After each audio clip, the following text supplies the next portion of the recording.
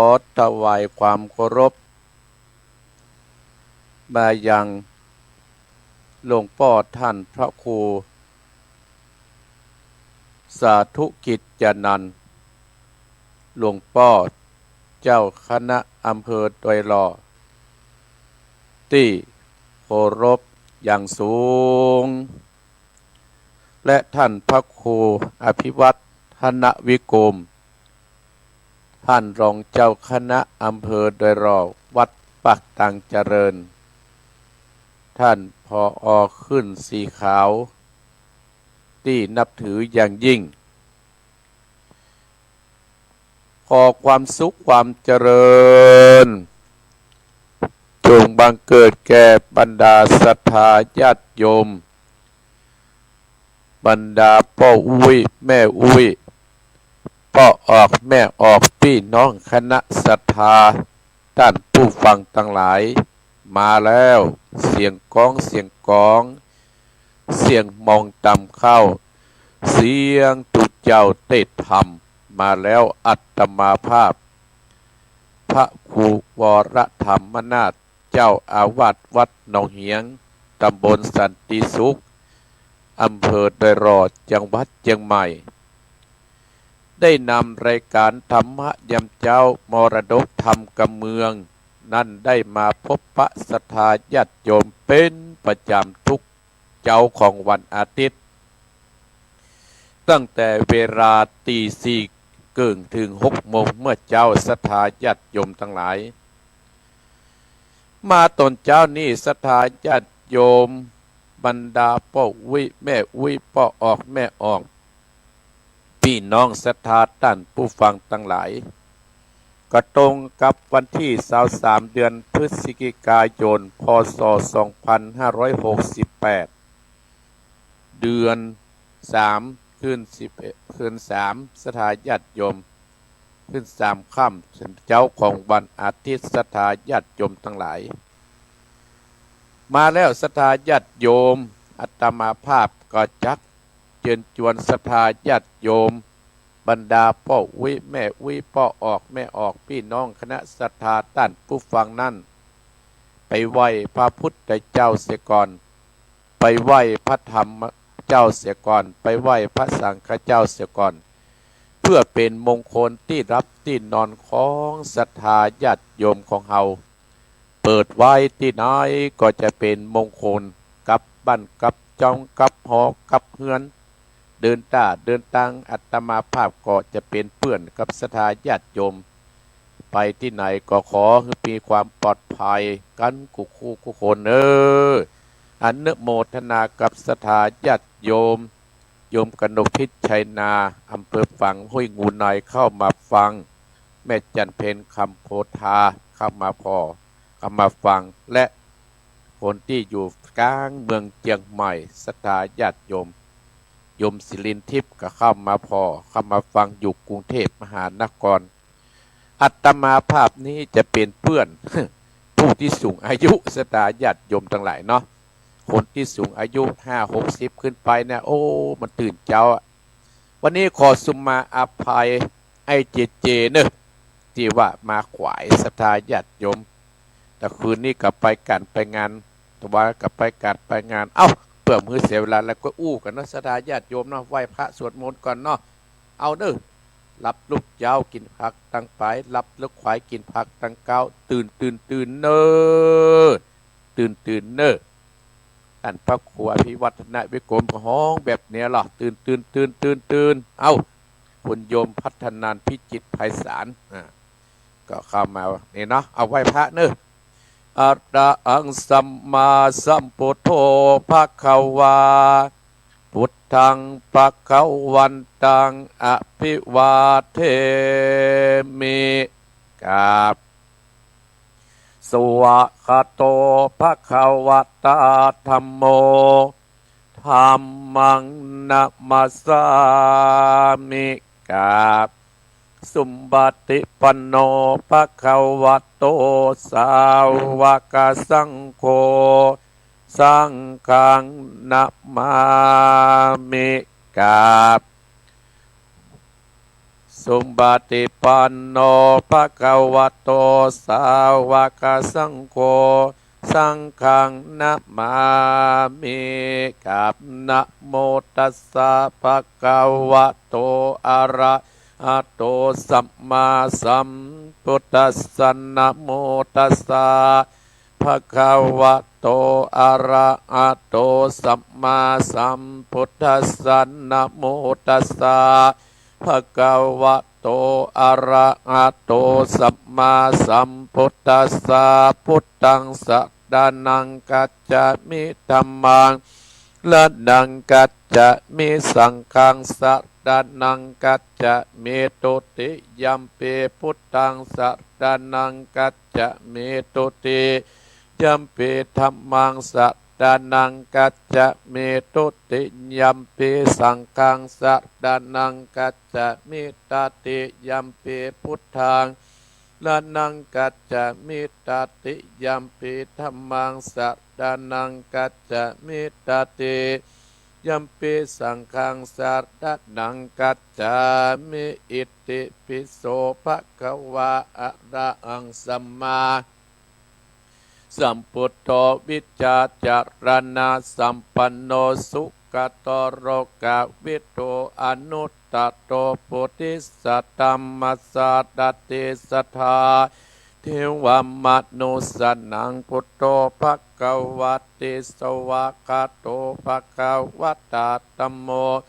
ทิฏฐิโกอากาติโกเอหิปัสสิโกโอปันนายิโกปัจจัตตังเวทิตาโพวินโยอิติสุปฏิปันโนภะคะวะโตสาวกสังโฆอุจจปฏิปันโนภะคะวะโตสาวกสังโฆยายาติปันโนภะคะวะโตสาวกสังโฆยะติตังยัตตาเตปุติสายุคานิอัตตาปุติสาภุคาราเอสาภะคะวะโตสาวกสังโฆอะอุตนโยปะอุนนโยทักกิตโยอัญชเตกระติโยอนุตตรังบุญญาเกตังโลกัสสติสาธุสาธุสาธุพระปัญญาปะดามีสามจิตตาสาธุพระปัญญาปะดามีวางแวดล้อมวิริยาปะดามีอมร้อมระวังดีศีลปะดามีบางออกดาบเมตตาปะดามีปับเปตังปืนตานะปะดามีเป็นปืนตั้งต่ออุเบกขาปาดามีก็เป็นเวียงสัจจะปาดามีแวดระวังดีเป็นไม่เท่ากันตีปาดามีกายเป็นออกดาบบังนาไม้และปืนไฟอาทิตฐานาปารมีปับปับไปจุแองแข่งแข่งแรงแรงปับหมู่บ้านปีสังไปเพตุกตะเวทิตนางตอดานีอัศจรรย์เสือเหมือนพันอยู่กวางน้ำนาทีกวางตอกกวางแตกตีฟองนานองนันนอกเป็นเขาตอกดอกไม้มาปูจาพระเกณฑ์ไทยสตานพระพุทธตั้งเลยจุงมาไปโปรดจุงมาอนุญาตโปรดผู้กาเตดีแม่นางธรณีออกมาติดไม่ผมหยุดติดตาตาจังไขขาดขังอาพอดพ่นดินพ่นนำนาทีลงพระภายขออับตับเต้าปะยามานเอาอาปุ่นกว่ากับยกมือตุ้นหัวใส่เกาผู้ขานี้ชื่อว่าเป็นลูกศิษย์พระพุทธเจ้าตนมีบุญสมปานอันมากพระพุทธเจ้าจริงตั้งพระปัญญาปาดมีไว้เก้าจานตั้งไว้ตั้งหน้าก็ได้เก้าจานตั้งไว้ตั้งหลังก็ได้เก้าจานตั้งแต่หัวถึงตีนก็ได้เก้าจานเส้นว่าลูกปืนจากมาเสมอเหมือนปนแสนอาก็จักบอกมากระไดข้าพระเจ้าก็ได้ไว้ว่าพุทธกุณังธรรมกุณังสังฆากุณังพุทธอินตาธรรมอินตาสังฆาอินตาสะแม่ตรณีผู้อยู่เดือดน้ำอยู่กำเป็นดินกันว่าผู้กานี้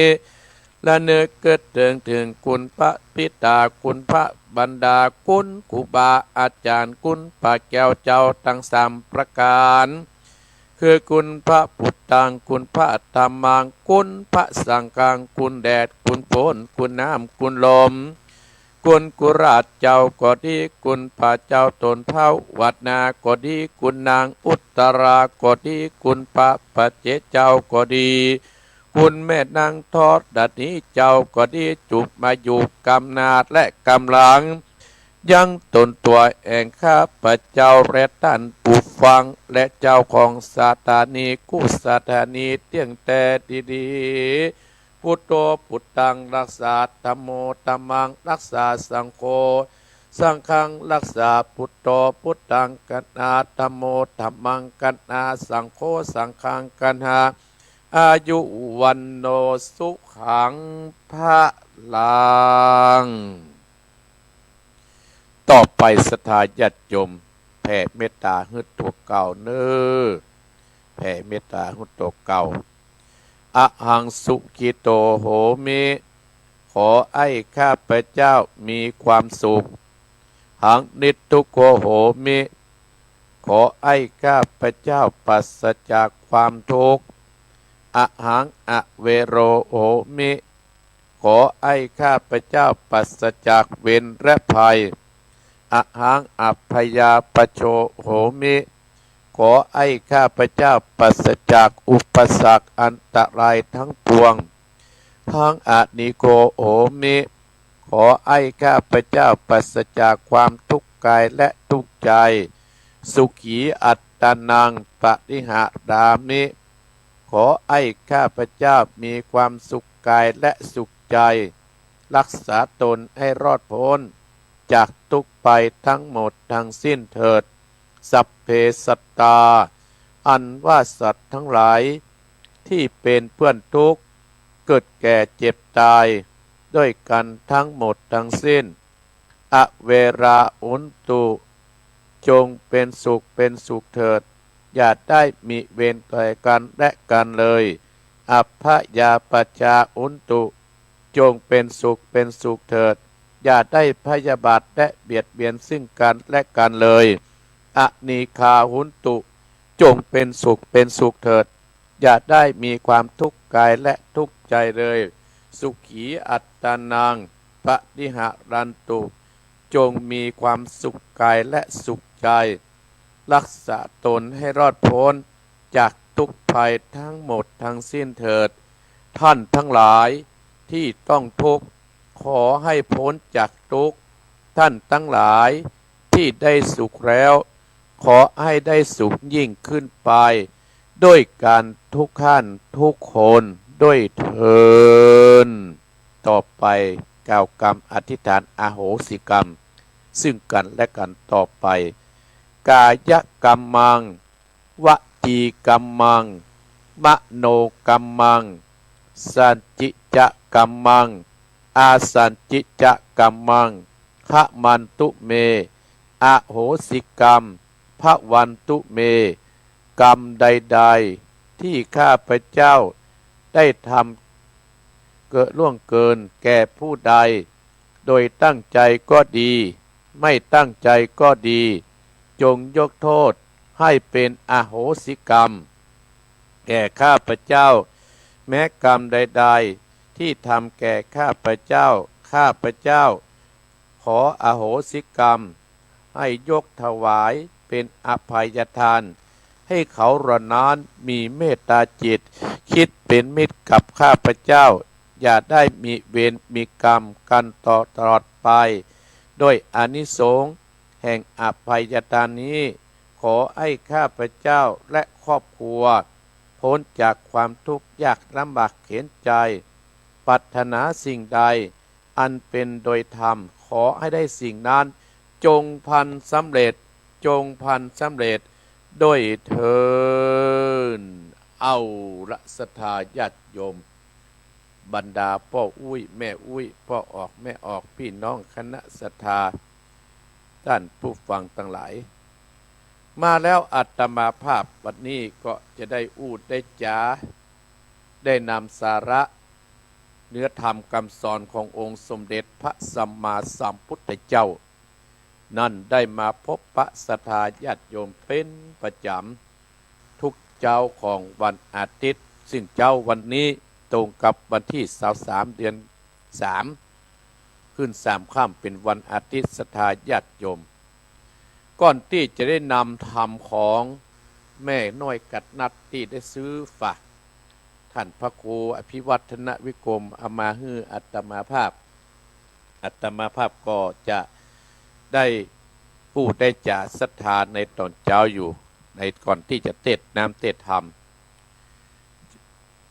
ความปรารถนาของคนเฮามนุษย์คนเฮาอีพ่ออีแม่มันต่างกันไปแต่เกิดมาในร่วมโลกแม้นว่าหมู่เฮาตั้งหลายเคยได้ฟังธรรมะอัตมาภาพแล้วก็ตามเคยได้ไปกินไปทานร่วมกันมาก็ตามความปรารถนาของคนเฮานั้นมีอยู่4ประการอยู่ดีกินอิ่มนอนอุ่นสุขใจความปรารถนาของคนเฮาอยู่ดีกินอิ่มนอนอุ่นสุขใจเนี่ยความปรารถนาของที่เฮาเกิดมาที่เฮาไปกินไปทานที่เฮาได้เกิดมาเนี่ยความปรารถนาของเฮาอยู่ดีกินอิ่มนอนอุ่นสุขใจศรัทธาญาติโยมก่อนที่จะอู้ลักธรรมะความปรารถนาของคนเฮานั่นอัตมาภาพก็ขอขอบพระคุณโยมสมพรรัตนังบ้านประเมือดอำเภอสันทรายกับศรัทธาญาติโยมร้อยตีจำกับได้ศรัทธาญาติโยมที่เฮาได้ไปร่วมกินร่วมทานกันและกลุ่มใส่ใจบ้านโป่งสันทรายกลุ่มรักตุกในตัวเมืองเชียงใหม่และศรัทธาพี่น้องลำปางบ้านเกาะขาและพี่น้องคณะศรัทธาบ้านโดยปุยแม่กาพี่น้องคณะศรัทธาบ้านลุงงัวแม่กาพี่น้องคณะศรัทธาบ้านหนองเหียงและพี่น้องคณะโดยรอบที่หาไปร่วมกันได้วางศิลาฤกษ์สร้างพระธาตุที่สำนักสงฆ์หนองห้วยเก่าศรัทธาญาติโยมตำบลสันติสุขจึงอยู่เขตรับผิดชอบของอาตมาซึ่งอาตมาภาพนั้นได้เป็นเจ้าคณะตำบลศรัทธาญาติโยมก็ได้ทำการวางศิลาฤกษ์สร้างพระธาตุพ่อสำนักสงฆ์นี้สร้างมาเมื่อนานละศรัทธาญาติโยมอาตมาภาพก็ได้นำอีพ่ออีแม่นั่นไปสร้างพระธาตุให้เป็นที่กับไว้สาที่เป็นอยู่กับคงถาวรกับพุทธศาสนาเฮาต่อไปก็ขอบคุณโยมสมพรรัตนังประเมือดสันทรายทูบนำบุญไปกันจันนักพี่น้องบ้านประเมือดกลุ่มใส่ใจบ้านโป่งสันทรายกลุ่มรัฐตุกอำเภอเมืองเชียงใหม่ในนำของนายไพวันพี่น้องคณะศรัทธาลำปางเกาะคาโยมปานอมและพี่น้องแม่กาโดยปุยไอ้ดมอุตตะแพร่อัชราอุตตะแพร่กลุ่มคณะศรัทธาผู้ใจบุญบ้านลุงวงแม่กาสันปะตองและคณะศรัทธาวัดหนองเหียงคณะศรัทธาบ้านโดยรอที่ไปร่วมกันสร้างวังศิลาฤกษ์วัดพระธาตุหนองห้วยเก่าศรัทธาญาติโยมก็ขอบพระคุณศรัทธาญาติโยมเนอะให้แฟนๆก็เข้ามาดูพันตะวันก็เข้ามาพอความปรารถนาของคนเฮานั่นมี4ประการอยู่ดีกินอิ่มนอนอุ่นศรัทธาสุขใจอยู่ดีคนเฮาอยู่ดีอยู่ด้วยความดีอู้ดีคิดดีประกอบอาชีพดีสุจริตภายใต้ศีลธรรมและกฎหมายและระเบียบกติกาของโลกศรัทธาญาติโยมข้อที่2กินอิ่มกินพอดีกินสิ่งที่มันเป็นประโยชน์ข้อที่3นอนอุ่นมีบ้านที่อาศัยที่อยู่เป็นหลักเป็นแหล่งข้อที่4สุขใจฝึกจิตใจให้เป็นด้านบวกและให้มีเมตตาตลอดไปศรัทธาญาติโยมอยู่ดีศรัทธาญาติโยมคนเฮานั้นถ้าอยู่ดีๆแล้วก็มันก็จะมีความสุขกับเฮาก็อยู่ด้วยความดีศรัทธาญาติโยมอย่างอีพ่ออีแม่ที่อาตมาภาพได้อู้ได้จ๋าท่านผู้ฟังที่ได้ ได้อู้ได้จ๋าที่หูจักอัตมาภาพได้ไปทำสร้างบุญสร้างกุศลอย่างเขาไปวางศิลาฤกษ์พระธาตุและเขาได้ไปสร้างห้องน้ำที่วัดพระเจ้าโทอำเภอเมืองฮอดวันที่21ที่ผ่านมาศรัทธาญาติโยมอยู่ดีอยู่ด้วยความดีเฮามีความดีแล้วตกน้ำบ่ไหลตกไฟตึงไหมบรรดาอีพ่ออีแม่ศรัทธาท่านผู้ฟังว่าโอ้อีพ่ออีแม่ข้าเจ้านะก็บ่เคยไปเบียดเบียนไผข้าเจ้าก็บ่เคยไปนินทาไผก็มาทำบุญท่านพระครูก็ยังอยู่ดุนินทาอยู่ยังว่ายังมีคนมาเบียดเบียนทั้งกายและจิตใจเขาอยู่มันเป็นเรื่องธรรมดาอีพ่ออีแม่เขาคิดถึงองค์สมเด็จพระสัมมาสัมพุทธเจ้าเขานะโอ้เปิ้นอยู่ดีๆศรัทธาญาติโยมเปิ้นสร้างบารมีอยู่ดีๆก็ยังมีเตวัตตัดคู่อาฆาตขององค์สมเด็จพระสัมมาสัมพุทธเจ้านะมาแกล้งมาเนี่ยฮือสัปปะเปิ้นไปบิณฑบาตก็กิ้งไปหินบาผาเอาใส่พระพุทธเจ้าเขาก็มีเหรอท่านทั้งหลายยังบ่พอก็เปิดเอาจังเทวตัดป่วยจังเทวเป็นป่วยจังนาราคีลิงเนาะล่อยเนี่ยคือพระพุทธเจ้าเขาเนาะพระพุทธเจ้าไปบิณฑบาตเทวตัดเนี่ยศรัทธาญาติโยมก็บ้านเมืองเฮาก็มีเป็นเรื่องธรรมดาถ้าเฮามาคิดถึงภายนอกก็จะมีไอ้คนบดีพ่องที่คิดกว้างคิดกว้างมันคงมันนักหรอกเพราะฉะนั้นหมู่ที่มีอยู่ดีเนี่ยด้วยความดีเนี่ยเฮาอยู่นักกำจับหมู่ที่มันบดีไปนักศรัทธาญาติโยมอยู่บ้านใดก็เอาไฟบ้านนั่นพระเจ้าว่าอยู่มาอยู่กับเปิ้นแล้วก็มาแกล้งเปิ้นเนี่ยเปิ้นวัดเปิ้นมีก็ไปแกล้งเปิ้นไปจุเปิ้นพิษไปเถียงกันมันเป็นบาปนะศรัทธาญาติโยมคนหมู่นี้เหมือนเทวตัดคู่อาฆาตพระพุทธเจ้าของเราเกิดถึงปัจจุบันศรัทธาญาติโยมเฮายังหูเฮายังได้ยินเฮาได้หูได้หันก็อยู่หรออย่างครูบาเจ้าสีวิจัยเนาะสุดท้ายเขาก็พ่ายแพ้เป็นเรื่องธรรมดาเพราะฉะนั้นอีพ่ออีแม่นั้นต้องอยู่ด้วยความดีศรัทธาบ่ต้องกลัวอู้ดีเฮาอู้ดีเฮาเป็นลูกศิษย์พระพุทธเจ้าเฮาต้องอู้ดีจักจวนคนไปเพิ่นแปลงปากคือเฮาก็จักจวนเพิ่นกะโอ้เพิ่นทำบุญที่ฮันเนอร์เพิ่นสร้างบารมีที่ฮันเนอร์เนี่ยบ่ต้องเอาปากเฮาเนี่ยไปนินทากาเลไผสักคนศรัทธาญาติโยมเฮาก็เอาธรรมะอู้จาโอ้เมื่อเจ้าเนี่ยตะคืนเนี่ยเอาไปศพที่ปุ่นศพแม่เอาสารปีโอ้ท่านพระครูหนองเฮียงเพิ่นมาเทศเพิ่นสอนดีแล้วเนี่ยเฮาไปเล่าให้ฟังมันก็จะเป็นมงคลศรัทธาญาติโยมตะคืนอาตมาไปประเทศที่มาเอาวันไม่เอามาหาวันสารปีนี่โดยการนำของพระองค์เจริญเปิ้นได้มานิมนต์อาตมาภาพคืนก่อนไปที่วัดตุ้งปุยคันธวัฒน์พ่อของแม่หลวงกุ้งคืนนี้จะปล่อยปุ้นดอนแก้วแม่หวางวัดดอนแก้วศรัทธาญาติโยมเป็นวันกตัญญูของตุลุงแก้วเจ้ารองเจ้าคณะอำเภอแม่หวางศรัทธาญาติโยมคืนนี้ก็จะปล่อยโอ้การงานเต้นกันนักเหมือนกันเนอะศรัทธาญาติโยมนักเต้นกันหลายคนฟังกันนักเพราะว่าอยู่ดีอยู่ด้วยความดีอู้ดีคิดดีศรัทธาญาติโยมคิดดีแล้วเฮาประกอบอาชีพที่สุจริตมันถึงบ่เดือดร้อนศรัทธาญาติโยมมันถึงบ่เดือดร้อนไผก็ตึงบอกว่าอันหยังเฮาตำรวจก็ตึงมาใกล้เพราะฉะนั้นเฮาต้องอยู่ใต้กฎของศีลธรรมกฎหมายระเบียบกติกาของโลกที่เพิ่นได้วางไว้เปิ้นมือเฮาเนี่ยเฮาก็จะไปทำเปิ้นมือเฮาไปเฮาก็จะไปเนี่ยศรัทธาญาติโยม2กินอิ่มกินพอดีกินพอดีและกินสิ่งที่เป็นประโยชน์ศรัทธาญาติโยมยุคปัจจุบันเนี่ยคนเฮาเกิดมาแล้วร่างกายคนเฮานั้นบ่สมบูรณ์เพราะกินสิ่งที่มันไม่มีประโยชน์โอ้อยู่ดีๆศรัทธาญาติโยมกินบัดนี้กินสิ่งที่มันบ่เป็นประโยชน์ก็ทำให้ร่างกายเฮาเนี่ยก็บ่สมบูรณ์ได้นอนอุ่นศรัทธาญาติโยมเฮามีบ้านมีอาศัยที่อยู่เป็นรักเป็นแหล่งบ มันจะเป็นคน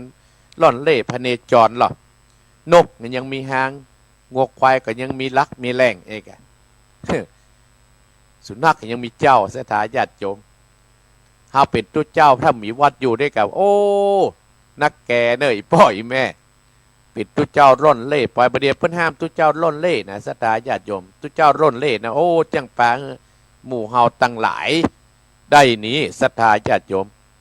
ตู้เจ้าร่อนเล่เนี่ยอาตมาภาพโอ้ท่านว่าบ่ต้องไปช่วยเสริมเขาละสถาญาติโยมถ้าเตือเป็นตู้เจ้าปลอมก็มีอีพ่ออีแม่จะหันว่ะที่ในหนังสือพิมพ์ในโทรทัศน์โอ้ไล่ไปแล้วมาเป็นตู้เจ้าปลอมปาหมู่ตู้เจ้าที่ปื้นดีๆปาครูบาอาจารย์ที่ปื้นดีๆเสียไปหมดสถาญาติโยมแต่อาตมาภาพขออนุโมทนาสถาญาติโยมขึ้นสีขาวเฮานี่บ่ยอมท้อบ่ยอมถอยเรื่องการทำบุญสถาญาติโยมและแห่งกรรมสถาญาติโยมข้อที่4คือสุขใจฝึกจิตใจในด้านบวกสถาญาติโยมในด้านบวกอีพ่ออีแม่พี่น้องคณะสถาท่านผู้ฟังทั้งหลายในด้านบวกเนี่ยสถาญาติโยมอีพ่ออีแม่สถาท่านผู้ฟังทั้งหลายท่านทั้งหลายสถาญาติโยมท่านผู้ฟังทั้งหลายท่านลงกึศสถาญาติโยมเสียงระฆังก็ให้อาจจะรบกวนเนอะสถาญาติโยมตุลุงคุณท่าป่ะโหกับโหเพิ่มคดีนะตุลุงนี้นะก็เตือกกับปฏิสักเตือศรัทธาญาติโยมตุลุงนี่แน่ให้หูถ้าจะพระวดีมาเป็นอย่างศรัทธาญาติโยมมันก็อาจจะกวนกันไปนะสุขใจพึกจิตใจได้ด้านบวกคือมีเมตตาอีพ่ออีแม่ศรัทธาท่านผู้ฟังทั้งหลายวันนี้ตี 5และศรัทธาญาติโยมเนาะตี 5เนี่ยระฆังเนี่ยจะออกตลอดศรัทธาญาติโยมตี 5นี่นะตี 5เนี่ยระฆังเนี่ยจะออกตลอดศรัทธาญาติโยมอีพ่ออีแม่เพราะว่าตังวัดหนองเหียงเนี่ยจะตีระฆังเคาะระฆังทำวัดสวดมนต์อนุโมทนากับแม่เสารักพิวงศ์ท่านพระครูบาติกาพรไซศรัทธาญาติโยมทั้งหลายโอ้อีพ่ออีแม่น่าตี 5แล้วนะเพราะฉะนั้นวันนี้อาตมาภาพก็จะได้ได้จะศรัทธาญาติโยมวันนี้ได้เอาธรรมของแม่น้อยกัดนัดได้ซื้อฝากท่านพระครูมาวันนี้ผูกที่5ด้วยเนอะไม่น้อยเนอะแล้วก็ตะคืนศรัทธาญาติโยมอาตมาภาพก็ไปเทศน้ำเทศธรรมที่มหาวันสารปีเมื่อคืนนี้ก็อย่าไปไม่วางศรัทธาญาติโยมส่วนที่วัดอาตมาภาพนี้เปิ้นเทศธรรมหลวงในการสามเณรนักศึกษาจัดมหาลัยมหามงกุฎราชวิไลศรัทธาญาติโยมที่วัดเจดีย์หลวงเปิ้นมาจัดที่วัดหนองเหียงแห่งนี้ศรัทธาโอ้ตุพระเต็มวัดศรัทธาญาติโยมตุพระเต็มวัดตะวันนี่ก็แห่เต้นแต่กันแห่ทำอาตมาภาพโอ้สามเณรเพิ่นได้ไปห้ามได้ไปเฮียนเพราะวันเนรบ้านอาตมาภาพไปเฮียนที่วัดเจดีย์หลวงเต็มวัดศรัทธาญาติโยมขอบคุณศรัทธากลุ่มแม่บ้านปัดตึงแม่แตงขอบคุณคณะศรัทธากลุ่มแม่บ้านวัดบ้านหนองเหียงหมู่ที่2และขอบคุณคณะศรัทธากลุ่มแม่บ้านสันติสุขที่ได้มาร่วมเดินขบวนและขอบคุณศรัทธาผู้เฒ่าผู้แก่ที่ได้มาร่วมเดินขบวนเป็นกำลังอกกำลังใจให้กับสามเณรและก็ครูบาอาจารย์ต่างบ้านต่างเมืองก็ได้มาที่วัดหนองเหียงอาตมาภาพก็ยกสถานที่ให้กับครูบาอาจารย์เพื่อได้จัดการศรัทธาญาติโยมทำการตัดสปอนจะขึ้นเวลา6 โมงเมื่อเช้าเนี่ยศรัทธาญาติโยมขึ้น6 โมงเมื่อเช้านี่เพื่อจะเทศตั้งแต่6 โมงเมื่อเช้าขึ้นไปถึง8 โมงเมื่อคืนมาหนองเหียงแล้วเพิ่นมีข้าวกินฟังธรรมเมินเพื่อจะจัดเรื่องการจัดทำมหาชาติทำหลวงเนี่ยสถาบันจัดยากอาตมาภาพหันลูกพระเพื่อช่วยกันจัดเพื่อช่วยกันแจกศรัทธาญาติโยมอนุรักษ์ของปักเก่านี่ไว้ของเก่าเฮาก็เอาของใหม่เฮากับละศรัทธาญาติโยมในวันนี้ก็ขอบคุณพี่น้องคณะศรัทธาท่านเจ้าภาพขอบคุณบริษัทเบคาโกก็ดีขอบคุณแม่บ้านหนองเหียงก็ดีขอบคุณแม่บ้านสันติสุขก็ดีขอบคุณแม่บ้านปัดตึงหมู่ที่8ก็ดี ที่ได้มาช่วยเตรียมแท่งเฮืองานเนี่ยมีสีมีสารเฮือกับลูกตุลูกพระตลอดถึงศาสนาคุณเท่าใครจะมาฟังธรรมก็ได้เนี่ยวันนี้นะตั้งแต่6 โมงเมื่อเช้านี่ถึง8 โมงเมื่อคืนอาตมาภาพก็จะอยู่วัดตลอดวันนี้ศรัทธาญาติโยม7 ทุ่มครึ่งก็จะไปเทศธรรมที่วัดดอนแก้วตำบลตุ้งปีอำเภอสันปะตองวันนี้แบบไปไหนศรัทธาญาติโยมถึงวันก็ไปถึงวันศรัทธาญาติโยมเด้ออาตมาภาพก็จะได้เทศน้ำเทศธรรมเลยเด้อขอบคุณศรัทธาแห่งกรรมเด้อขอบคุณโยมสมพรรัตนังบ้านป่าเมือดอำเภอสันทรายเป็นผู้นำบุญอำเภอบ้านป่าเมือดนี่วันไปวางศิลาฤกษ์ไปแปลงห้องน้ำที่วัดพระเจ้าโทศรัทธาญาติโยมขอบคุณกลุ่มใส่ใจบ้านโป่งอำเภอสันทรายและขอบคุณกลุ่มรถตู้ในเมืองเชียงใหม่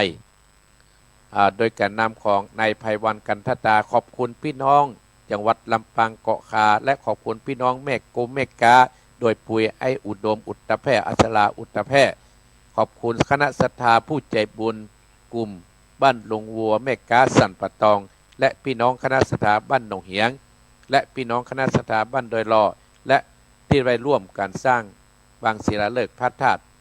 ก็จะตานประปุ้น8 ธันวาศรัทธาญาติโยมอาตมาภาพจัดการแต่พร้อมเราจะมีการสืบชะตาที่สำนักสงฆ์หรือว่าอารามหนองห้วยเก่าศรัทธาญาติโยมตำบลสันติสุขที่อาตมาภาพได้ไปกึศได้ไปสร้างจัดทำบุญกันและจะสืบชะตากันอารามหนองห้วยเก่าเนี่ยเพิ่งสร้างมาเป็นร้อยปี100 ปีนะศรัทธาญาติโยมมีภัยได้ไปสร้างวัดก็ที่สำนักสงฆ์ก็ซุบซาวไปศรัทธากับเข้าโอ้ตั้งเอาไปสร้างถึงนี้คุณเข้านักเลยก็เพราะฉะนั้นวันที่8 ธันวาศรัทธาญาติโยมอาตมาภาพจะทำการไปถวายพระธาตุและก็จะมีการสืบชะตาของนักศีลนักบุญที่เคยไปกินไปตานด้วยกันวันนั้น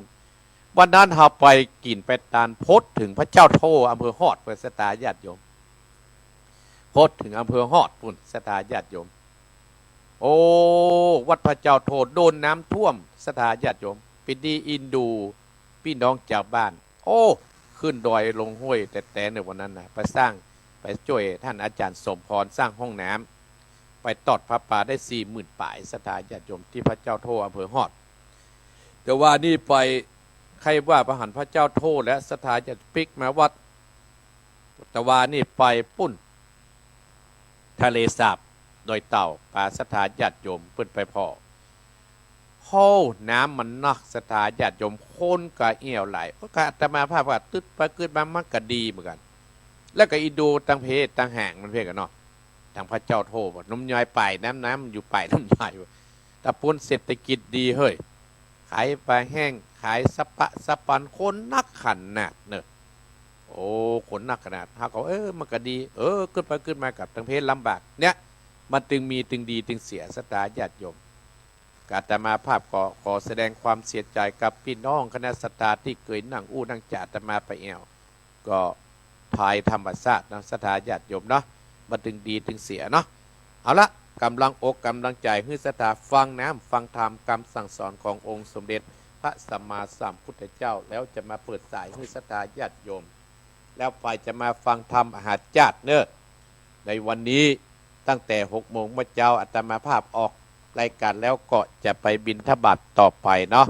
และคืนนี้ก็จะไปเทศธรรมที่แม่วางวัดดอนแก้วตำบลตุ้งปีอำเภอแม่วางจังหวัดเชียงใหม่และส่วนที่บ้านท่านนายกเปิ้นกมานิมนต์ศรัทธาญาติโยมมันติดอาตมาภาพได้ลุกไหวเมื่อเช้าเนี่ยศรัทธาญาติโยมเพ่งแห่เพื่อไปได้เปิดซักกรรมเกียมของพระปัตตานแต่คืนรับเด็กพอ11 โมงป่ายศรัทธาญาติโยมเนาะชีวิตตุเจ้าเขาก็ว่าเป็นตุเจ้าสบายลงมาอยู่โดยอาตมาภาพเจ้าหูศรัทธาญาติโยมเนาะเอาเนาะไปยาวสาวประยืดขอบคุณโยมอัชราพันน้อยแม่กาโดยปุ๋ยศรัทธาญาติโยมซึ่งบรรยากาศตั้งโดยปุ๋ยเนี่ยศรัทธาญาติโยมตอนนี้กับบรรยากาศดีเนี่ยไปแอวก็ไปซื้อข้าวซื้อของแม่กาบนโดยปุ๋ยเลือกตามสบายของก็มี ที่เขาจะใช้ประโยชน์ของเล่นก็มีของที่ระลึกก็มีไปที่ร้านของโยมอัชรานี่ก็จะเป็นเสื้อเป็นผ้าก็ไปเลือกซื้อเนอะตุบกาดเพิ่นตุบกาดไปอยู่ที่หน้าโรงเรียนโรงเรียนโดยปุยให้ศรัทธาญาติโยมสอบถามราคาได้ตามสบายศรัทธาญาติโยมโลกโฆษณาเฮ้ยแม่กาเพื่อศรัทธาญาติโยมพอตัดมาห้าปิดตู้เจ้าทั่วไปหรอนะเอาละศรัทธาเหมือนเสียเวลาเนาะตื่นได้แล้วเนอะตื่นนะตั้งหน้าแล้วเนอะเนาะโอ้นึ่งข้าวแล้วเนาะเปิดกัดแล้วเนาะเอาหรือว่ากำลังรับกันอยู่กำลังตื่นอยู่เปิดไว้ในที่นอนท่านก็ได้เอาละตามมาภาพก็ จะเต็ดแล้วเนอะจะเต็ดแล้วนะเอาแล้วเนอะไม่น้อยเนี่ยทำผูกที่5ที่4แล้วเนอะวันนี้ลูกแรกลากเลิกเนอะเอาเป็นธรรมของอินสมชัยชมพูปท6นักธรรมเอกนะโมตัสสะภะคะวะโตอะระหะโตสัมมาสัมพุทธัสสะตัตโตโยเมภิกขเวปุตตาสันโตสังวิจารณตาโสโรกัสสะเมงกัตตะเมตโยสติคโตอนุสาอนุสัตโตติสันตวดุดาสะโพธิสัตว์ทั้งหลายทั้งหญิงใจหนุ่มเต่ามีศรัทธาเขาเป็นประธานก็มีศรัทธาขึ้นสีขาวท่านผู้ฟังทั้งหลายที่ได้ฟังตรดกธรรมกะเมืองของอัตตมาภาคุวรธรรมนัตได้ละการมวลโมอันมีโยชน์ในแก่ปะการตื่นขึ้นมาพร้อมนาดนั่งท่าฟังตามจุงดาจำฟังมานกึดติตันตำลายว่าคนหนุ่มเท่ายิงใจลูกเต่าอันพระพุทธเจ้ายอดสัพพัญโยโตนามิมุโธมีมุตโตมากกว้างแก่สัตว์โลกาแก่ผู้แส่สัตว์ผู้สั่งในโลกาได้เตสัตนาก้าวจริงแจ้งที่สันได้จุงฟังไปนาบัดนี้แด่เตอพุทโธอันว่าพระพุทธเจ้าโตนะปินนาเก้าติโลกาจันได้เตสัตนาเก้าจีเป็นที่จำหมายแก่ภิกขุมวลหมู่อันพร้อมอยู่ดาฟังนาตาโยเมภิกขเวพุทธาดังนี้เป็นตนภิกขเวดุราภิกขุตั้งหลายอันเป็นไสอาติยะเจ้าทุกคำเจ้าเผาวัดดาในโลกานิสัยมีลูกน้อยใหญ่หญิงใจอาจมากลายเลือนแลนับอันแต่มี3ลำดับมาแต่ตอนทิศสืบสนตอยมานิจาตาบุตตาเป็นเก่าอนุสาตะบุตตาเราเป็นทรงลูกนอกคอกสอนยากคือว่าสาตะบุตตาหากเป็น3และนากัตตัญจาภิกขเวปุตเตตะเตโตติภิกขเวดุดาภิกขุตั้งหลายผู้คงควายจ้องไกลพ้นจากต่างห้องพิจารณาบุตตานั้นเล่าเกิดลูกเต้าสันใดพระจงกายแจงทิฏฐิเตสัตนาอิเทภิกขเวพุทธ ตัสสะมัตตาปิตาโรดังนี้เป็นตนโดราภิกขุภิกขุสงฆ์ตนตารงสินใสสะอาดเชื้อนักปาฐะตรงยันในโลกสงสารอย่างกังสัตว์เป็นกว้างโดยญาณเปาะแม่ล่างคนนั้นสดใจอดปาราบ่มีสัตตาเริ่มใจบ่มีใจไฟเอื้อต่างบนบ่เชื่อคุณพระพุทธเจ้าตนนะเป็นติเก่าโลกาศนำสัตว์โลกาเมื่อหมู่ปนจากทางดำบัดเชื่อกรรมตำประเสริฐอ่านดังพระสังฆาเจ้าสินเลิศบ่มีใจอดน้อมมานบน้อมวันตามีแต่เกิดมาถึงเท่าบอกเคยเข้าอาลำบอกเคยตามทุบไตด้อมไว้อันจุดเดโพจัดนามีจัดบอกเคยใส่บาตรยอดตานาสิ้นเจียงกันอาแปดบักเกยอาแกดกับตนเต้ามาวนประมาทบักเกิดขาดอันใดก็ดีก็เป็นกรรมต่อยมุสา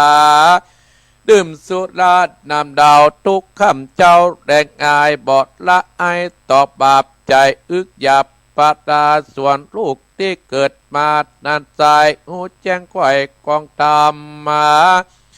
เลยแหลปะเกอ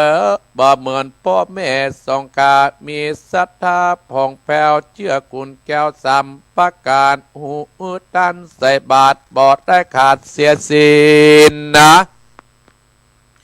เกิดอาจินและสอดหาตั้งหลอดหาไปตั้งหลอดอาบายมีปัญญาไปสันต่อตุ้ยตามจอกกองตามเว้นต่างกรรมบับกาปอดหยับจาปาราดีกว่าสองกาพ่อแม่อันเท่าแก่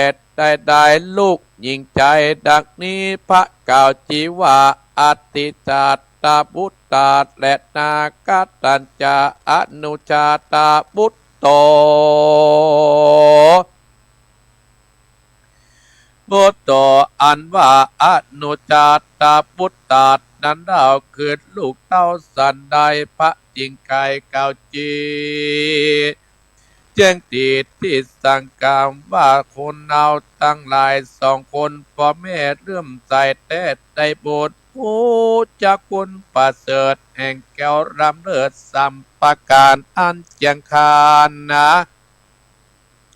เจ้าพระพุทธเจ้ายอดทรัพย์ปัญโยพระธรรมจูช่วยกรรมล่วงล้ำอาบายพระสังฆรายมวลหมู่สอดอุดตั้งไปสิ้นดวงใสอาแปดได้กดแกดกับตนกับตัวบอดตัดโดนอึกยาเว้นจัดตั้งบาปนาปุมิปัญญาอกอาจจบสลัดเลือดลายส่วนคนยิงใจลูกเตาก็เหมือนพ่อแม่เจ้าดีๆคือมีศรัทธาผ่องแผ้วเชื่อแล้วแก้วสัมปาการสิ่งจังการอาแปดได้กดแกดกับตนบอกมาวนลิงโล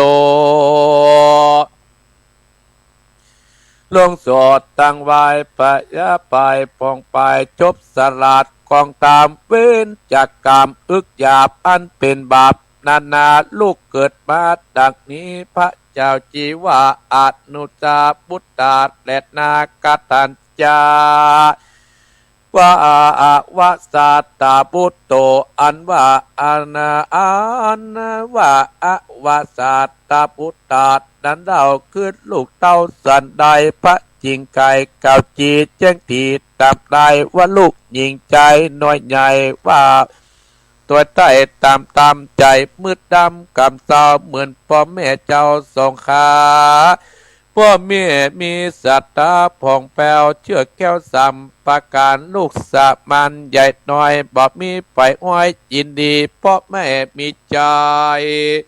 ห่มเอิญยื่นต่างอาโย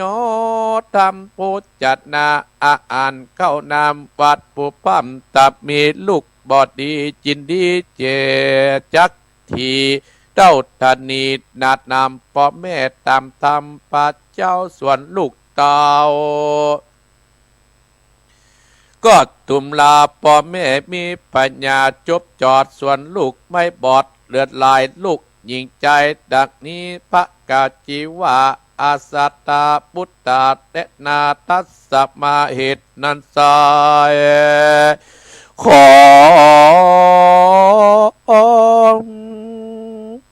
สถานหนุ่มเตาจุงจำหมายเบียดไว้ได้หูดำเมว่าลูกคนใดดีละแลปันว่าพ่อแม่ตัวตนปาตดสะปนกาวจีว่าแม่นอาติสาพุทธาลูกเกิดมาใหญ่น้อยปอดตำก้อยอะตำบอกกัดตามนะกำบาปบ่อึกหยับตาโดนเสมอตูนนะพ่อแม่ได้กล่าวแก่อนุสาพุทธาส่วนลูกเกิดมาตำก้อยใจจะต่อยกองตามปืนนะคนเหลือกรรมสอนยากปอกกลัววิบากต่อโจรบุญกุศลด้านใจก็ปลอดได้คือคงควายคนสหายใจบาปอันกาหยาบกาดีพ่อแม่มีปัญญาดีจบจอดลูกไม่บอดปึกหนาลูกเกิดมาดักนี้พระกาจีวาอาวสาตาบุตตาและนาลูกสามจำพวกนี้เล่าพระพุทธเจ้าเตสัตนาอาทิสาตังอนุสาตังบุตตามิสติบันติตาวสัตตดังคิดสันติโยอนติกุละขันโตดังเนวาดนักปาดลายน้อยใหญ่ย่อมจักไฟปาดตัดนาเอาอาติสาตบุตตาเป็นเก่าอนุสาตบุตรเล่าตัวมาส่วนวสาตาพุตตานั้นเล่าพอยบ่พาตานาเอามาเป็นลูกเป็นเต่าเสียเปล่าเสียตะกุนเล่าได้ตั้นตั้งหลายจุผู้จุงพระมูกะดิ่งเอาว่าตัวเฮานิดนันตายเป็นลูกเต้าเนื้อใดกะนิ่งใจสติกันแม่นที่ตามย้อนนาเรื่องล่ำก่อนจุงยุดย่อนต่อยโอนปาฏิปัตตนแทบหมายรีบต่อยไตตามก่อนจักสมปองไฟหอยชื่นจอยเจยบันและตาแถมประกาศหนึ่งนักปัดเต้าเดิมอ่อนได้จัดสอนกาวจีแจ้งทีคิดยาว่าจุมบุตตาด้วยใหญ่ตั้งแต่ไทยโบราณก็มีสี่ประการนะก็ดูรากลูกแรกลากเลิกเป็นตาจุงปิดจัดละนาดูเล่าตามเช่นเอาความนายลูกคนใดก็แดวประกาศแก้วเสียตามอุปตามพ่อแม่ตามที่แก่เดิมมาอันว่าพระกาวาปิ่นแก้วคือพระพุทธเจ้ายอดทรัพย์ปัญโยตนมีมุตโตอันใหญ่สอนสั่งเป็นหมายสินคือกงควายข้ามเจ้าเลี้ยงพ่อแม่เจ้าสองกาโดยโพจัดนาข้าวน้ำแผ่นปลาตามเมตตามเกืองกาขีโศกเศร้าก้อยลมเล่าเอาใจยามมาดาวในเมื่อยกายนั่งอยู่ใกล้ลุมนาสองสาขาเมื่อยปวดช่วยกันบีบนวดตามลายตุกและไงข้ามเจ้าอุปตากพ่อแม่เจ้าสองขาสองขาพ่อแม่เจ้าสองสั่งบอกกดหาวเครื่องกีไขวัตีตอบทองตามจ้องคำสอนบทหมอดหน้างอนนักก้อยปฏิบัติตามบทเดือกคำสอนอยากให้พ่อแม่ลำบากเครื่องใจกิจการอันใดเกิดมีมาสองคนพ่อแม่ลูกก็คำแก่แต่นคนรีบเข้าหนุนเติมกรรมเม่นพามจุประการบ่เอ็นยานขี้คานนะหยุดแต่บ้านใดๆบอดละกันลายน้อยใหญ่พ่อแม่ได้โตตามตั้งเงินคำบัดใดตั้งการให้ส่วนงัวควายคื รื่องกว่าลายก่อนเก่าของพ่อแม่เจ้าเดิมอ่อนลูกเต้าก็หักษาเมียดใบบ่เอาไปใจไข่กินเต้าอาจินสันสอหาจังจ่ออุบายมีหลายมาเต้ายิ่งกว่าเก่าเดิมมาบอกปะดากาญาเป็นตังบาปตาโดนรักษาตากุลพ่อแม่กวางแผดอย่าไปโคนนาไก่ไก่ได้หัวจะอวดอูหยอกกุลว่าคนตระกูลนี่เล่าพ่อแม่เจ้าสองกามีลูกเต่าบูดาตาน้อยใหญ่ต่างตัวไตตามทำเล็ดนาคอเจ้าของนาแต่ก่อนบ่ปอนสุดอายมีหลายเดือนแลพ่อแม่เจ้าเดิมอ่อนสองยำคองขาพ่อแม่ปัญญาอวยแรงมีพญาตมาปัดตองในเอกองกาญาได้ปอดรัตนาดาภาคตายจากเมืองคนลูกเจียมตนน้อยใหญ่เกิดควายถึงกุลนาเกิดตำบุญไปหลอดพ้นจากตั้งไปคือได้ตั้นข่าวนามอุทิศะตัวอาตามเวลาควายไปมีแบนว่าขวบปีขวบเข้ายังเกิดถึงบุญคุณกัดตามบุญไปหลอดละตอดวังใจลูกคนใดน้อยใหญ่บอกเว้นไว้ยิงใจต้อยต่ำแบบเบาดังได้เล่าใครมาปฏิบัติสองคนพ่อแม่บอกเว้นแหวบทได้นักปราชญ์กล่าวแจว่าเป็นลูกแต่ดีลูกเลิศดีแล้วเป็นลูกแก้วมงคลบุญกุศลได้สร้างกอบบอดนิอังกะลาย่อมจักมาปาลาหายอุบาทกังวลสมใจไฟอ้อยบอดตามก้อยเครื่องกีจำเลินดีจะใจและนาส่วนลูกแรกนันลาเกิดลูกเต้าใจยิงกู้เพียงเนี่ยกู้มีและแนบคางลงจากเกกหาละสองคนพ่อแม่แก่เดือนใหญ่ใจบังใครได้ของเครื่องใจเดิมอ่อนสองพ่อแม่บอกเว้นแวสักอ่านย้อนของมันนั้นเศร้าบอดใจได้ดังประใจบ่ได้ดังใจมิดเถื่อนอายอ่อนยูเส้นกะอุบายแลกเอามีดที่คมไทยเองพ่อเอาไปใจต่อกันตนนะมันมีงัวใจยากใจใส่ล้อหักยันกันนำไปปั่นหือพ่อแลกเอางัวตัวมอดนำมาความถ่าควายไถหน้าขี่คานมันก็สะตันเผือกไทยก็แซงนำไปลมเล้าแลกของพ่อเจ้าตัวดีให้นาดีใหญ่กว้างก็ดีบ่สมไฟอ้างขันดิงบายเยอะมากรายก็แจ้งกล่าวปิยาแหลดนาสตาตั้นต่างหลายกันว่าลูกแบบนี้แหลดนาเป็นลูกที่บอดีแหลดนาเงินคำบัตรไตก็ไปจุพ่อแม่นั้นเด็ดมาก็มาลวดละสองการเลิกไปมาสู่พ่อแม่อยู่บ่ได้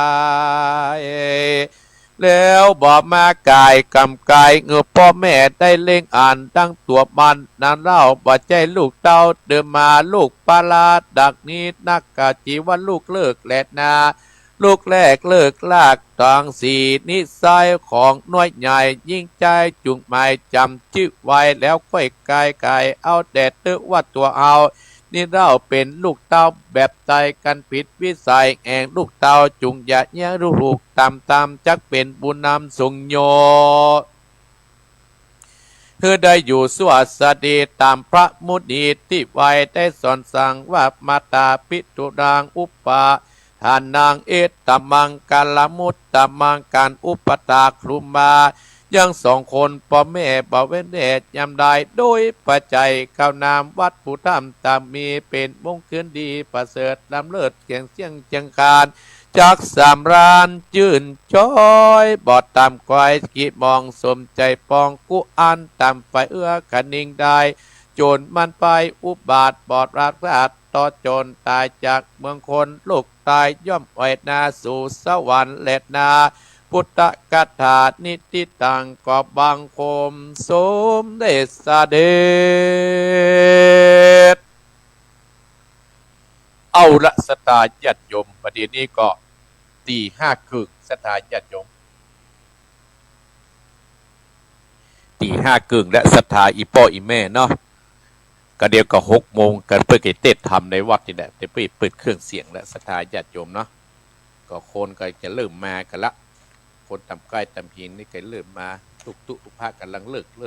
ลูกกันศรัทธาญาติโยมอากาศเย็นเนอะอีพ่ออีแม่รักษาสุขภาพ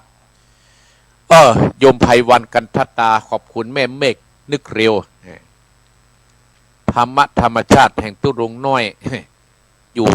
ปุ่นแม่ฮ่องสอนศรัทธาญาติโยมก็ขอบคุณศรัทธาญาติโยมที่เราไปกินไปตานวางศิลาฤกษ์แห่งกรรมที่สำนักสงฆ์หนองห้วยเก่าตำบลสันติสุขในการนำของอาตมาภาพเจ้าคณะตำบลขอบคุณโยมสมพรรัตนังประเมิดสันทรายขอบคุณกลุ่มใส่ใจบ้านโป่งสันทรายกลุ่มรักตุกในตัวเมืองเชียงใหม่โดยการนำของนายไพวันกันทัตตาหรือว่าไอ้ก้อยและพี่น้องคณะสถารับฟังเกาะคาพี่น้องแม่ก้าแม่ไข่โดยปุ๋ยและพี่น้องคณะสายบุญบ้านลงวัวแม่ก้าสันปะตองและวัดหนองเหียงพี่น้องสถาโดยล่อที่ไปร่วมกันสร้างพระธาตุที่บางเสียเลิกพระธาตุที่สำนักสงฆ์หนองห้วยเก่าแม่แตงตำบลสันติสุขศรัทธาญาติโยมเดือนหน้าที่8จะทำการตาลและเพื่อเรียกว่าเจดีย์ทันใจศรัทธาญาติโยมโดยความสมานสามัคคีของศรัทธาบ้านแม่แตงหั่นหนองห้วยเก่าศรัทธาเพิ่นมี35หลังคาเรือนศรัทธาญาติโยมวันที่8เดือนธันวาคมก็จะตาลละศรัทธาญาติโยมลงไปเอียดเถอะวันนั้นพดไปตาลเพียรที่พระว่าเจ้าโทรไปสร้างห้องน้ำศรัทธาญาติโยม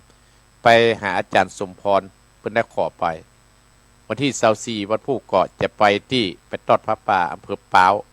ไปกับญาติโยมที่เพิ่นได้จองไว้ก็จะได้ไปร่วมศรัทธาญาติโยมเนาะอนุโมทนาศรัทธาญาติโยมทุกท่านทุกคนโดยที่ร่วมกินร่วมทานก็ว่าอยู่ดีกินอิ่มนอนอุ่นสุขใจที่อาตมาภาพตะกี้ศรัทธาญาติโยมเนาะเอาละศรัทธาญาติโยมไผว่างวันนี้ก็มาฟังทำมหาจัดร่วมกับลูกพระที่เพิ่นมาจัดที่วัดหนองเหียงมาจากมหาลัยวัดจิตดีหลวงศรัทธาญาติโยมเนาะโอ้แต่ว่าให้เห็นแต่การศรัทธาญาติโยมก่อนอนุโมทนากับศรัทธาญาติโยมที่เข้ามาพอหลายผู้หลายคนขอบคุณไปทางพี่น้องอำเภอฝางขอบคุณไปพี่น้องอำเภอชัยประการแม่ริมสันทรายโดยสเก็ตลำปูนเชียงใหม่โดยเต่าศรัทธาญาติโยมแม่ใส่หายไปเมืองได้เนอะตลอดถึงจอมตองโดยหล่อแม่วางสัมปตองเสมิงศรัทธาญาติโยมโจทย์ทิศทั่วไทยโดยโยมพิกุลเนอะว่างก็มาฟังเทศน์ฟังธรรมในวันนี้เนอะที่วัดหนองเหียงศรัทธาญาติโยมเนาะคนเพื่อจะมาจากพี่น้องสัมปตองก็จะมาอยู่วันนี้บ้านสันเหมืองเอาราศรัทธาญาติโยมบรรดาอีพ่ออีแม่ศรัทธาท่านผู้ฟังทั้งหลายน้ำธรรมคำสอนของที่แม่น้อยได้ปุจจามาลูกแรกลากเลิกพุทธกถาอาตมาภาพก็ได้เทศจบไปเรื่องเหล่านี้เนี่ยศรัทธาญาติโยมเฮาบ่ต้องสรุปนักก็ได้ลูกเพราะว่าคนเฮานั่นมีลูกมีเต้ากันกูผู้กูคนศรัทธาญาติโยมบางคนก็ตูกกับลูกกับเต้าเกิดมากับตูกกับลูกกับเต้าลูกมันสอนยากลูกมันว่ายากมันเป็นวิบากกรรมจัดต่างก่อนศรัทธาญาติโยมองค์สมเด็จพระสัมมาสัมพุทธเจ้าของเราเปิ้นได้ตัดเรื่องกรรมเนี่ยเป็นใหญ่ศรัทธาญาติโยมกรรมเนี่ยเป็นใหญ่เราได้ทำกรรมอันยังไว้กรรมนั่นก็จึงจะต้องติดตามอย่างกรรมเปิ้นได้ตัดว่าสัพเพหิปิเยหินาภาโววินาภาโวเราจะเป็นต่างๆคือเราจะต้องพลาดพลาดจากของรักและของเจริญใจทั้งสิ้นไปกัมมะสะกมหิกัมมะทายาโทกัมมะโยนิกัมมะพันธุกัมมะปฏิสารโนเรามีกรรมเป็นของตนเรามีกรรมเป็นผู้ที่ให้ผล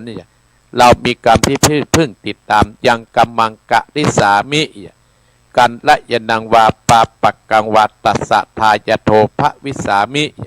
เราทำกรรมใดไว้จะเป็นบุญหรือว่าจะเป็นบาปเราจะเป็นทายาทคือจะต้องได้รับผลของกรรมนั้นไปโ องค์สมเด็จพระสัมมาสัมพุทธเจ้าเปิ้นได้ตรัสแบบนี้นะศรัทธาญาติโยม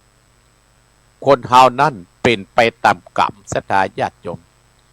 กรรมก็มีอยู่สองกรรมมีกรรมดีและกรรมบ่ดีถ้าอันศรัทธาญาติโยมใครทำกรรมดีเฮาก็จะต้องได้รับผลของกรรมดีนั้นถ้าใครทำกรรมบ่ดีก็จะต้องได้รับผลของกรรมบ่ดีนั้นไปมีโยมคนหนึ่งศรัทธาญาติโยมที่ไปวางศิลาฤกษ์อาตมาภาพก็บ่ได้รู้จักนะศรัทธาญาติโยมเพิ่นว่าอยู่ตัวเชียงใหม่ลูกของเมียผมก็มาเอาละศรัทธาหลวงพ่อผมจะมาช่วยหลวงพ่อสร้างขอหลวงพ่อเปิดจิตเปิดใจให้ผมไปตั้งดีกรรมอาตมาภาพก็บอกโหจะอย่างใดก็ได้สร้างได้อู้ได้จ่าศรัทธาญาติโยมอีพ่ออีแม่แล้วเกิดคนเฮาเนี่ยมีกรรมดีและกรรมบ่ดีอย่างเฮาเนี่ยเลี้ยงลูกเลี้ยงเต้ามาเฮาประหารคนอื่นเปิ้นมีลูกที่ดีเฮาก็เกิดความอิจฉาเนาะเป็นเรื่องธรรมดาแต่ลูกเฮานั่นจะเป็นลูกที่ดีหรือลูกที่บ่ดีเนี่ยก็อยู่ที่กรรมของเขาศรัทธาญาติโยมอยู่ที่กรรมของเขาเหมือนกันเขาได้ไปคบเขาได้ไปหูเขาได้ไปหารสิ่งที่มันบ่ดีเขาก็เก็บสิ่งที่บ่ดีน่ะเข้ามาหาตัวเขาก็เอามาใจกับเขาก็เป็นกรรมในกายกรรมังวจีกรรมังมโนกรรมังศรัทธาญาติโยมลูกหลานตันเต้าภัยก็ดีที่ว่าบ่ฮู้จักบุญคุณพ่อบ่ฮู้จักบุญคุณแม่นี่นะเฮาจักการสัตว์หิ่งห้อยเน้อการสัตว์เดรัจฉานที่มันยังมีประโยชน์อยู่สุนทรภู่เปิ้นตึงตัดว่างัวควายจังม้าตายแล้วเหลือหนังดุกเข่าหางยังเอาใจกันได้จะดงสุดปุ่มได้ไส้คนเฮายังกินลำอินต้องคนเฮาสหายพี่น้องตายแล้วไผ่หมู่ข้องอะไรสุดแต่ดุพวกเขายังเอาขว้างไก่กลัวจักเป็นปีไปมาหลอกบ้านได้ศรัทธาญาติโยมงัวควายเนี่ยมันยังตายแล้วมันยังเหลือเขาเหลือหนังอาใจประโยชน์แต่ถ้าเขาเป็นมนุษย์มหุจักบุญคุณครูบาอาจารย์มหุจักบุญคุณพ่อมหุจักบุญคุณแม่เขาจะอยู่อย่างใดศรัทธาญาติโยมคนใดที่มหุจักบุญคุณพ่อมหุจักบุญคุณแม่มหุจักบุญคุณครูบาอาจารย์ที่ดูแลมานะก็สามารถที่นำความเจริญมาสู่ครอบครัวตกเก่าได้บางคนกระเถียงอีพ่ออีแม่บ่ได้ฮื้ออย่างผมมาผมมีคนร่ำรวยเพราะอันนี้หนอศรัทธาญาติโยมอีพ่ออีแม่เพิ่นเฮาได้สมบัติมาตั้งแต่เกิดแล้วนั่นคืออะไรอย่างคือฮื้อแก่นตาฮื้อหูปากแม่เนาะฮื้อแขนฮื้อขามาเนาะเลี้ยงดูเฮามาเนาะศรัทธาญาติโยมอาตมาภาพก็ได้มีเรื่องเล่าฮื้อศรัทธาญาติโยมถ้าเฮามันมีความกตัญญูต่อพ่อต่อแม่เฮาจัดการสัตว์หิ่งห้อยยังมีงัวกู้แม่ลูกกู้นึ่งเนาะศรัทธาญาติโยมเตียอาตมาภาพจะเตะทำมีงัวกู้แม่ลูกกู้นึ่งศรัทธาญาติโยมแม่งัวก็จะสอนลูกน้อยของเปิ้นลูกในโลกนี้นะมันกว้างใหญ่ไพศาลนะอันตรายดักนะลูกก็ต้องมีความกตัญญูลูกจะต้องเป็นสัตว์หน้าคนฮื้อคนเปิ้นฮักเน้อฮื้อเจ้าจอมฮื้อเปิ้นฮักจะไปเบียดเบียนคนอื่นจะไปเข้าให้ข้าสวนเปิ้นเน้อจะไปย่ำเก้ากาจะไปกินพักกินไม้เพื่อซ้อนลูกเปิ้นศรัทธาญาติโยมอยู่มาวันหนึ่งศรัทธาญาติโยมอีพ่ออีแม่ปลาลูกน้อยน่ะกินเล็มกินหญ้าไปกินไปจนลูกว่าแม่จุดก่อนเน้อลูกอิดลูกเหนื่อยแม่งัวก็ได้บอกว่าลูกย้อนกับลูกอยู่ที่เกาไม้ใหญ่ห้ามไปที่ไหนแม่จะกินหญ้าไปซ้อกินหญ้าซะอาหารแล้วจะพลิกมาลูกดูดกินน้ำนมเนอะลูกอยู่นี่ห้ามไปไหนเนอะมันอันตรายหน่อยด้วยความเป็นห่วงของพ่อของแม่ศรัทธาญาติโยมทั้งหลายลูกหลานต่างเต้านะศรัทธาญาติโยมเฮาไปเอี่ยวที่ไหนถ้าเฮาแบบปิกวัดนี่นะเฮาปิกวัดถ้าแบบปิกบ้านนี่นะพ่อแม่ตึงได้รับอย่างตะก้อนอาตมาภาพเอาหลานมาอยู่เป็นสามเณรโอ้แล้วก็ซึกออกไปอยู่แต่อาตมาภาพมันไปเอี่ยวมาถ้ามันไปเอี่ยวมาอาตมาตึงได้รับอะไปเอี่ยวจนมันมาเพราะอาตมาถึงจะได้รับศรัทธาได้ยินรถเครื่องมาเข้าบ้านวัดมาแล้วเขาถึงจะรับตะก้อนนะเดี๋ยวนี้ไปแยกกาดไปละศรัทธาญาติโยมไปอยู่กับพ่อกับแม่เพิ่นละ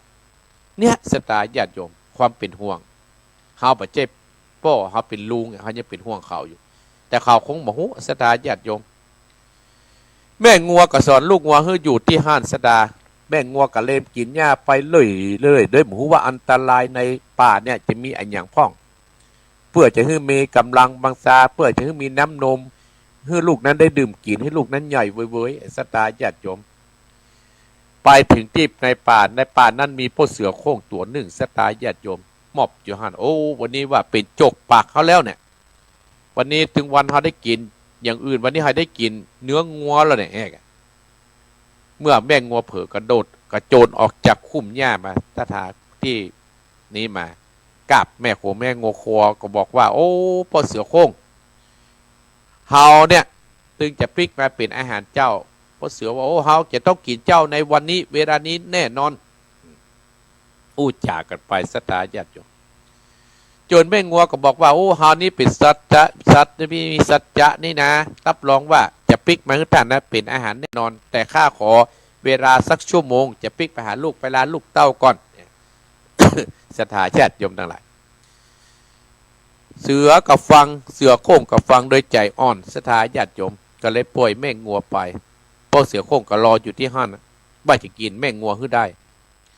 แม่งัวก็เตียวพลิกมาถึงที่กาไม้ห้องลูกมาศรัทธาญาติโยมอ้าวลูกมาดื่มกินน้ำนมอีแม่เห็นลูกงัวได้ยินอย่างก็โล่นเลื่อนมากระลึบประดูดกินน้ำนมแม่งัวศรัทธาญาติโยมแม่งัวก็เมื่อลูกดื่มกินน้ำนมก็โอ้จ่าให้ลูกว่าโอ้ลูกดื่มกินน้ำนมและอีแม่ก็จะล่ำลาลูกแล้วแม่ได้ไปสัญญากับพ่อเสือโคร่งแม่จะไปเป็นอาหารพ่อเสือโคร่งวันนี้แม่ก็ขอเวลาเนี่ยมาให้ลูกดื่มกินน้ำนมแม่ให้มันอิ่มหนำสำราญดูดกินเสี่ยงลูกงัวชวะเต้านมทันทีหยุดแม่ห้ามอู้ใจอี้ลูกจะขอลาแม่ไปตายแทนแม่เพื่อทดแทนค่าน้ำนมของแม่ที่แม่ได้เลี้ยงมาศรัทธาญาติโยมนะกึดเถอะลูกงัวได้แสดงสปิริตว่าจะไปตายแทนแม่เปิดเนี่ยศรัทธาญาติโยมอีป้ออีแม่ลังกึดถึงกำกรบทหนึ่งว่าแม่กอดเจ้าไว้ประหื้อห่างเหอุ้มจอมในเปรรับเตอะลูกลายลูกม้อยรับตาแม่ล่นไปซักผ้าอิดถวยลอยลาฟั่งฟ้าพนตกสุยพระอ้อมมอกยาวอามาตากแห้งอมควรกันลูกตื่นแล้วกว่าลูกจะกวนอุ้มจีลำดวนอาบน้ำป้อนข้าวคนข้าวเหยปดาแก่เท่าหมูจักบุญกุลพ่อแม่การว่าพ่อแม่บะสบายมหันมาใจเห็นล้ำการเฮาทุกจนพ่อแม่ช่วยกับมีแต่ฮื้ออาภัยความฮักอย่างอี้จักหาที่ไหนสุดประเทศไทยหาที่ไหนบ่ได้หาที่ไหนบ่ได้เนี่ยความฮักของพ่อของแม่ศรัทธาญาติโยมทั้งหลายลูกหลานตันเต้าโอ้ศรัทธาญาติโยมลูกงัวนั้นสวะตำนมอึนกันลึบไปหาที่พ่อเสือโคกว่าพ่อเสือเฮาปิกมาแล้วเฮาจะมาไต่ทดแทนก้าน้ำนมและที่แม่งัวได้เลี้ยงจุบเฮามาเฮาจะมาไต่ทดแทนก้าน้ำนมของแม่เฮาศรัทธาญาติโยมต่างหลายอีพ่ออีแม่ท่านผู้ฟังต่างหลายด้วยความเป็นห่วงของแม่งัวท่านต่างหลายลุกได้กระอึนกระลึบไปถึงที่อยู่พ่อเสือว่าพ่อเสือหยุดก่อนหยุดก่อนเฮาก็มาตายแล้วนะเฮาจะมาตายแล้วติสัจจะปล่อยลูกค้าปิกปล่อยลูกค้าปิกลูกค้ายังน้อยอยู่ค่าเท่าและค่าจะตายแทนลูกค้าศรัทธาญาติโยมเสือโค้งศรัทธาญาติโยมบ่ได้กันนี้ก็เกิดเนี่ยศรัทธาญาติโยมโอ้อีพ่ออีแม่โอ้คนที่เพี้ยวกุฏินี่เอานี่บอกขวางศรัทธาญาติโยมอาตมาภาพกันนักใจมาเกินเบอร์โทรศัพท์ก็หายหมดศรัทธาญาติโยมลืมไปแล้วฮะขณะเบอร์โทรศัพท์ตัวเก่านะศรัทธาญาติโยมคุณแกนี่เก็บขวางหมดแม่บ้านมันเหี้ยนะอาตมาเข้าใจกันเพื่อนท่าบอกเขาให้หูเรื่องเอ้าเป็นยังศรัทธาญาติโยมไปถึงที่ไหนล่ะฮะตานึ่งก็ซ้อหาเบอร์โทรศัพท์ศรัทธาญาติโยมเนาะ สตาญาติโยมในกระพอหาเบอร์เปิ้นสูตรอย่างนี้นะลืมไปเลยฮะโด พาจับได้กระโทเนี่ยแต่มาภาพจะลืมไปแล้วฮั่นลืมเพราะอย่างศรัทธาญาติโยมเพราะอาตมาเขียนวันเนี้ยศรัทธาญาติโยมก็คุณแก่เนี่ยเก็บกว้างมดสัตว์ฟังโทได้ไกเบอร์อย่างเอาศรัทธาบอกเนอะฟังโทได้กะเดี๋ยวก่อนได้กันเนอะยังได้ดีเนี่ยเจริญพรลืมไปแล้วไม่ทราบเบอร์โทรปะศรัทธาได้รับไปแล้วฮั่นแต่มาภาพตึกไปที่ถึงไอ้กี้ศรัทธาญาติโยมครับพอเวลาไปก็ไล่ตะโกนเนาะศรัทธาญาติโยมก็เลยป้อเสือโค้งก็เลยป้อเสือโค้งก็เลยปล่อยศรัทธาญาติโยมโทรปะโทรเจริญพรโอ้ยใครอยู่ที่ไหนปาโมกไงเด็กเขาเข้ามาครั้งนึงปาโมกเบอร์นี่เบอร์อะไรบอกให้โดยใช้เบอร์เนี่ยเบอร์ที่โทรมาเนี่ยศูนย์อะไรนะฮะ740ว่าไม่ช้า740ไม่ใช่ข้างหน้าก่อนสิไม่ใช่087924470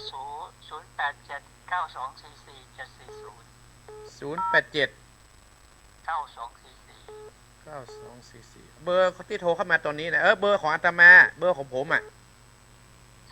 ก็225ครับมันไม่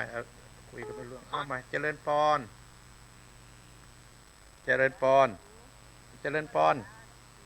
ว่านะอาตมาลืมเบอร์ได้ซ้อหาเบอร์ปาร์ตเนอร์นี่แม่เนอร์ตึกแต่ที่เบาแล้วคนโทรเข้ามานะ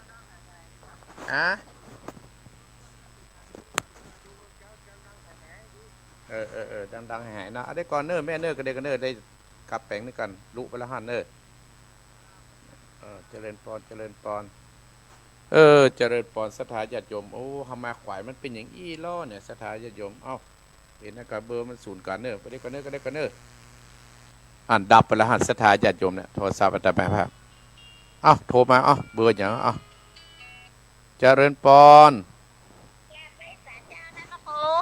อยู่ที่ไหนอยู่แม่คลองเนี่ยจ้ะแม่สีทอนเบอร์อาตมาลืมเนอะบอกเบอร์ให้อาตมาได้ก่อนเบอร์อย่างหมอเบอร์ที่โทรมาเดี๋ยวเบอร์ของอาตมาเบอร์วิทยุชื่อเบอร์อย่างเก่งก็082 885 เก่งเนี่ย7225 7225เบอร์ท่านพระครูนี่มันเจ๊กะเนี่ยมันลืมนะเท่าเลยเนี่ยอายุหนุ่มมาถึงวันเนาะน่ากายินดีนะแม่เนอเจ้าไหว้สาเจ้าเจริญพรมันเก่งเจริญพรเจ้าไหว้สาเจ้าอันนี้ผานี่ผิดไม่ศรัทธาจึงโทรมา0828857225เนื้อศรัทธาญาติโยมรู้สึกว่าโทรศัพท์อาตมามีปัญหาครับเจริญพรเจ้าไหว้สาเจ้าท่านแม่หลวงเจ้ากำลังม่วนดีกันดับไปแม่กับดับแม่หลวงยังแม่หลวงปานปัญญาเจ้าบ้านตะจุกหมู่10อีกะโดยรอเนาะแม่หลวงปานเนาะแม่นเจ้ารักษาแม่หลวงปานเนอเจ้าไหว้สาเจ้าด้วยท่านเจริญพรแม่หลวงปานโทรมาแล้วพี่น้องเจริญพรรถกรรมหันเจริญพร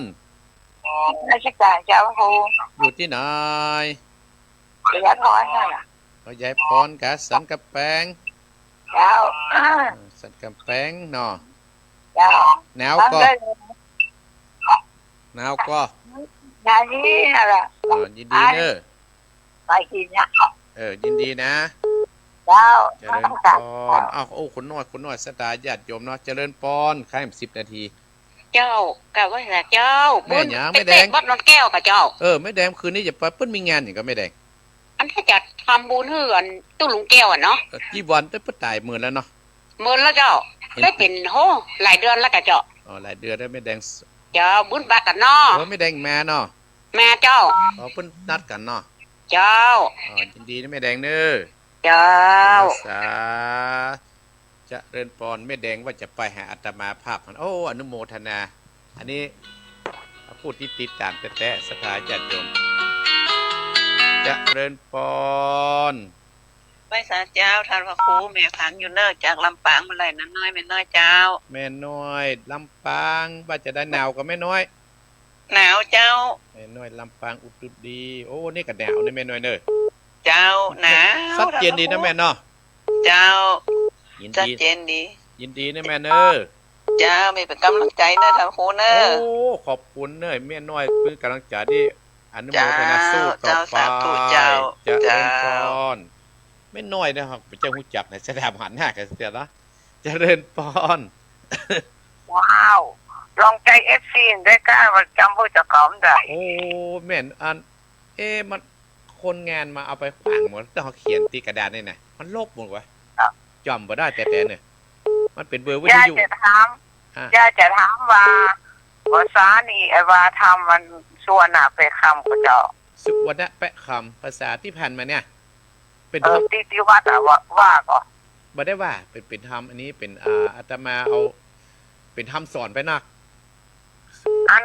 วินากันถามมันมีเริงมันจะไม่เป็นเริงเนาะ เออ ถ้ายายถ้าหักษาสุขภาพให้ดียายโดดที่เจ้าภาพสังบัดโดยน้อยตั้งเจริญกับน้องเฮงนะ โอ้ เจ้าเนาะ อนุโมทนาเกิดปัญญาเนอะไม่น้อย เจ้าก็คงจะอยู่ถึงอยู่เนาะ ถึงกะไม่น้อยเป็นผลบุญหรอเนาะ คนเราเขามันแน่นอนเลยเจ้า อนุโมท เพราะว่า นา บันดอนนี่เราเลิงส่วนน่ะเป็นคำนะเจ้า บุญรักษาเนอะ เจ้าไว้ซะเจ้า อายุวันโนสุขังพลังไม่น้อยปั่นปอนลงหน้าเจริญปอนเจริญปอน เจ้ากับภาษาเจ้าท่านพระครู แม่ สิเปรี้ยวแม่ศิลพรสิเตี้ยเด้อเจ้าฟังอยู่นะเจ้าเด้อโอ้โหใส่ต้อยเอานี่นะท่านพระครู ว่า เปิ้นฟังกันนักนะเจ้า ฟังอัตมาตัวเนาะ เจ้าแล้วเปิ้นเป็นพลังเงียบเปิ้นฟังเปิ้นมาโทรนะเจ้า บุญรักษาเนอะศรัทธา เจ้า เนาะ จับเลยสาธุเจ้าท่านพระครู เจริญป เจ้า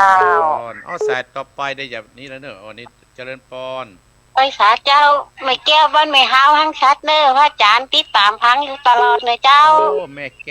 ก้วฟังอัตมาเนาะ เจ้าลำปาง ไปสา เนาะ เจ้า ลำปางเนาะ เจ้า บ้านนี่ก่อนแม่ฮาวกะ ไม่ห้าวเจ้า แม่ฮาวกับกอคาต่างก่อนนะก่อยกันวันนี้ ไก่กันเจ้า แม่ฮาวอนุโมทนาแม่แก้วเด้อ เจ้าไว้สาเจ้า เจริญปอนแม่แก้วบ้านแม่ฮาวลำปางเจริญปอน ภาษาเจ้าท่านพระครู แม่น้อยแม่น้อย เป็นคน ไม่ เออ เย็ เห็น น คนชื่อชีวิตอาจารย์ แม่เพน พระ แม่เพ ชัด น เจนพระชัดเจนกำลังใจท่านพระครูเด้อ บุญรักษาเนอร์กระดิยาปิดนาเจริญปอนจะหมดแล้วสถาเจริญปอนแม่ยัง ภาษาเจ้าท่านพระครูแม่อุ้ยอินเสมอเจ้า อุ้ยชัดเจนดีก็ โอ้ยปล่อยมาเองบอกค่อยชัดเจนท่านพระครู มัดกะทิจะหมดเวลาแล้วแม่เนอร์ เดินดินทีนั้นนานี่นะถ้าว่าตีสามนี่ชัดเจนอยู่เจ้า ตีสามแต่เจ้าพระลักออกหมอออกหูเนี่ยแต่เจ้าลูกขวาย ออกอยู่เจ้า ออกอยู่เนาะอนุโมทนาเนอร์ เจ้าสาธุนะเจ้า ที่อีกก็เนอร์สถาญาติโยมโทษซับขัดข้องอีกแล้วให้ได้เปลี่ยนแน่เครื่องนี้ถ้าได้เปลี่ยนเนี่ยสถาญาติโยมเปลี่ยนแน่เดี๋ยวดับละสถาญาติโยมนะโอ้คุณโยมธนากรหายไปเนอะตั้งแต่มากระถินหายแซบโยมธนากรคุณโยมธนากรหายแซบหายสอยไปนะฮุสถาญาติโยมไม่ได้โทรหาการนึงจะลองโทรหาการขอบคุณสถาญาติโยมแม่สีทรแม่หลวงปานบ้านใต้โจกแม่พรสันกระแปงแม่แดงโสปานปะกันปุ้นที่ดอนแก้วแม่น้อยลำปางแม่วิอินแม่เพนแม่น้อยกัดนัดที่จะทำมาตาเนื้อแม่สุกแก้วศิลาพรแม่แก้วบ้านลำปางแม่บ้านแม่หาวเนื้อสถาญาติโยมเอาละสถาญาติโยมอาตมาภาพขอบคุณสถาญาติโยมที่พอดดังเพชรดังปลายโยมเฮียชวนพิรมกิจของล่ำรวยเนื้อปีหน้านี้เพื่อจะเป็นกฐินเจ้าภาพกฐินเป็นประธานก็ขอบคุณเฮียชวนพิรมกิจปุ่นบรรโฮงเหล่ายาวสถาญาติโยมเพิ่นจะได้มาเป็นประธานก็ปีหน้าเพิ่นคิดไว้สถาญาติโยมเพิ่นจะ ได้มาโจทย์กึศสร้างข้อขึ้นด้านนั้นมีแต่ความสุขความเจริญกันกู้คนเนอะเบอร์ตัวเก้าจะหายสถาญาติโยม แก่ไปแก่แต่อายุ64หรออยู่กับสถาญาติโยมอยู่กับอีพ่ออีแม่มกับม่วนอู้ถึงลูกงวยเกี้ประจบสกรรมติดเนี่ยเขาก็มาลืมเห็นหน่อยเนาะสถาญาติโยมเนาะเอาละสถาญาติโยมวัดเดียว6:30จะเข้าปัดได้เข้ามาแล้วเนอะจะไปนี้ละจะไปงานอยู่จะไปงานไปบิณฑบาตอยู่เนอะสถาญาติโยมเอ้าตั้งอกตั้งใจฮับปอนจากอัตมาภาพขอล่ำลาสถาญาติโยมติดหน้าปะกันใหม่ไผว่างก็มาฟังเทศมาชาติวันนี้เนอะตั้งอกตั้งใจรับปอนณบัดนี้จยะสิทธิทานังราพังโสติภะขยังสุขังพโนจะโพคังวุติจยะสวาสตะวัจนะชีวสิทธิภวันโตเตสปีติโยวิวัสสันตุสปะโลโกนัสสันตุมาเตมตรายโยสุขีติกายุโกภวะอภิวาทนะสีริสะนิจังอุตตาปจายโนจัตตะโรธรรมาวัฏันติอายุวันโนสุขังภะลัง